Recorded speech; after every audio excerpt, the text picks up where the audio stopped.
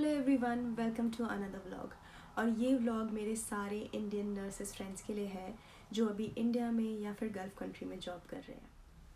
तो काफ़ी सारी नर्सेस का ये डाउट था कि अगर उन्होंने इंडिया से जीएनएम की हुई है और वो आयरलैंड आना चाहती हैं तो क्या उनकी सैलरी और एक बीएससी नर्स की सैलरी में कुछ डिफरेंस होगा, और अगर उनके 10th या 12th में बहुत कम मार्क्स आए हैं और वो आयरलैंड आना चाहते हैं तो क्या वो एलिजिबल हैं आयरलैंड आने के लिए।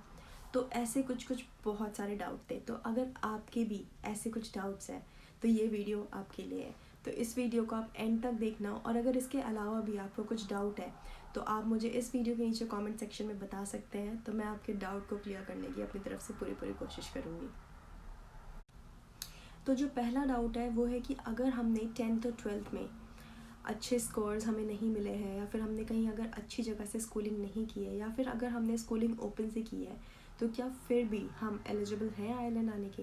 तो हाँ जी, आप बिल्कुल एलिजिबल है आयरलैंड आने के लिए, बिकॉज़ आयरलैंड का जो नर्सिंग काउंसिल है NMBI, वो आपके 10th और 12th के मार्क्स को नहीं देखता, वो सिर्फ आपके नर्सिंग के मार्क्स को देखता है, और आपने नर्सिंग कौन से कॉलेज से की है वो मैटर करता है।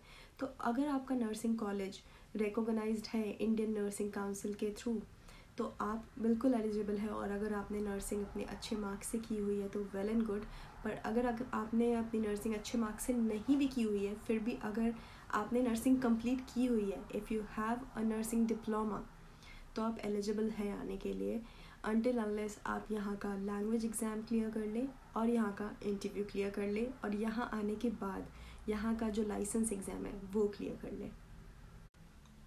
सो नेक्स्ट क्वेश्चन है कि क्या जीएनएम वाले जिन्होंने इंडिया से जीएनएम या फिर डिप्लोमा किया नर्सिंग में, वो एलिजिबल है आयरलैंड आने के लिए। तो आप बिल्कुल एलिजिबल है आयरलैंड आने के लिए। जैसा कि मैंने पहले बताया कि जीएनएम और बीएससी और इवन एमएससी सब एलिजिबल है आने के लिए। आपको बस अपना लैंग्वेज एग्ज़ाम, इंटरव्यू और लाइसेंस एग्ज़ाम क्लियर करना है।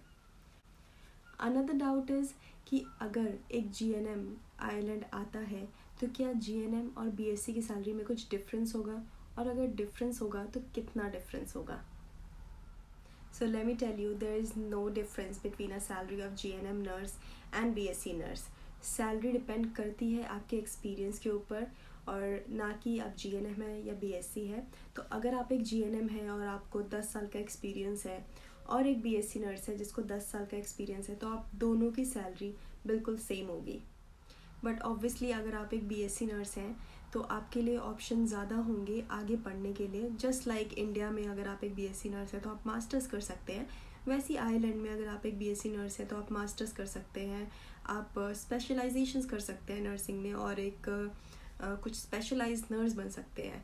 बट जीएनएम वालों को भी ऐसी कोई टेंशन लेने की बात नहीं है, क्योंकि आप लोगों के लिए भी आगे प्रमोशन के और कुछ कोर्सेज़ के ऑप्शन है। बट फॉर श्योर बीएससी के लिए थोड़ा एक वाइड स्कोप है और जीएनएम के लिए थोड़ा एक लिमिटेड स्कोप है। तो ये हर जगह सेम रहेगा।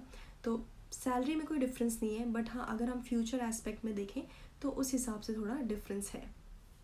Another doubt is like very important. मुझे ऐसा डाउट नहीं आया था जब मैं इंडिया में थी और आयरलैंड आने का सोचा था, पर मैं ऐसा सोच रही थी कि ऐसा डाउट एक्चुअली आना चाहिए। तो ये किसी ने मुझसे पूछा कि अगर मैंने जीएनएम की हुई है और मैं आयरलैंड आती हूँ तो क्या मेरा लाइसेंस एग्ज़ाम ज़्यादा टफ होगा एज़ कम्पेयर टू बीएससी, क्योंकि वो बीएससी है तो उनका लाइसेंस एग्ज़ाम ईजी होगा और मेरा टफ होगा।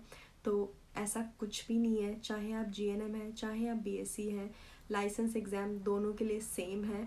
और ऐसा भी कुछ नहीं है कि अगर आप जीएनएम है तो आपको कोई और एग्ज़ाम भी देना होगा, कोई एडिशनल एग्ज़ाम देना होगा, नहीं ऐसा कुछ भी नहीं है। चाहे आप जीएनएम है चाहे आप बीएससी हैं या फिर आपने मास्टर्स की हुई है, आपको लाइसेंस एग्ज़ाम देना ही पड़ेगा। सो नेक्स्ट डाउट है कि क्या आयरलैंड आने के लिए मुझे एप्टीट्यूड और अडेप्टेशन दोनों करना पड़ेगा। तो नहीं, आयरलैंड आने के लिए आपको एप्टीट्यूड या अडेप्टेशन में से कोई एक चीज़ करनी पड़ेगी, पर आप चूज़ नहीं कर सकते कि आपको क्या करना है। आपका हॉस्पिटल, आपका एम्प्लॉयर ये चूज़ करता है कि आपको एप्टीट्यूड देना है या फिर अडेप्टेशन देना है। सो नेक्स्ट डाउट है कि अगर हॉस्पिटल एप्टीट्यूड एग्ज़ाम देने के लिए बोलता है तो उसकी प्रैक्टिस कौन कराएगा, या फिर आप उसके लिए कैसे पढ़ सकते हैं। तो एप्टीट्यूड एग्ज़ाम के लिए आपको हॉस्पिटल कोई ट्रेनिंग नहीं देता अनफॉर्चुनेटली, पर कई एजेंसीज़ एप्टीट्यूड टेस्ट के लिए आपको मटेरियल देती है पढ़ने के लिए। बट आई थिंक इंडिया में कुछ ऐसे लोग हैं जो एप्टीट्यूड के लिए कोचिंग्स प्रोवाइड कर रहे हैं, but they are not the recognised one, क्योंकि बहुत सारे ऐसे लोग नहीं हैं. बट हाँ, कुछ ऐसे लोग हैं जो एप्टीट्यूड के लिए कोचिंग्स देते हैं. But you can always Google and you can always YouTube, you will get an idea of aptitude test. और बेसिकली जो एप्टीट्यूड टेस्ट है वो जो हमारा नर्सिंग से रिलेटेड प्रोसीजर्स हैं वही सारी चीज़ें हैं उसमें. पर हॉस्पिटल आपको कोई ट्रेनिंग नहीं देता एप्टीट्यूड टेस्ट की. इनफैक्ट जब तक आप अपना एप्टीट्यूड टेस्ट क्लियर नहीं कर लेते तब तक आप हॉस्पिटल ज्वाइन नहीं कर सकते हैं. तो एप्टीट्यूड टेस्ट मोस्टली वीकेंड्स में होता है, लाइक फ्राइडे या सैटरडे होगा और संडे तक आपका रिज़ल्ट आ जाएगा.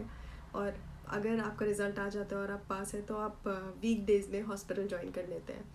पर अगर आप एप्टीट्यूड क्लियर नहीं कर पाते हैं तो आप हॉस्पिटल भी नहीं ज्वाइन करते हैं. तो आप हॉस्पिटल तभी ज्वाइन करते हैं जब आपका एप्टीट्यूड एग्ज़ाम क्लियर हो जाता है. And same thing for adaptation के लिए भी हॉस्पिटल कोई प्रिपरेशन नहीं कराता. But let me clarify you one thing, adaptation is not an examination, it is more like a practical thing. तो अडेप्टेशन में आप हॉस्पिटल ज्वाइन कर लेते हो और हॉस्पिटल में काम करने लग जाते हो, but not as a nurse. You will work as an adaptation nurse.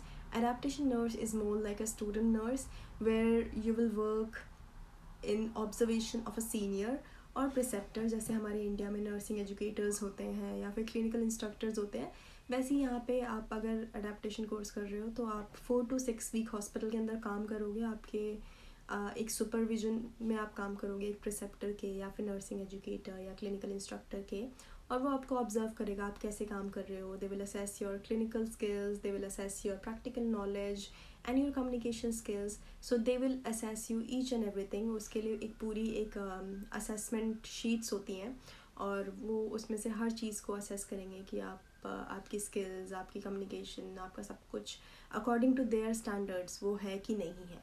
तो अगर आप ये सब उनके स्टैंडर्ड्स को मैच करते हो तो at the end of 4 to 6 weeks आप अडेप्टेशन क्लियर कर लोगे. वो आपकी असेसमेंट शीट्स को साइन कर देंगे और वो असेसमेंट शीट वो आगे NMBI को भेज देंगे और फिर आप अपने लाइसेंस के लिए अप्लाई कर सकते हो.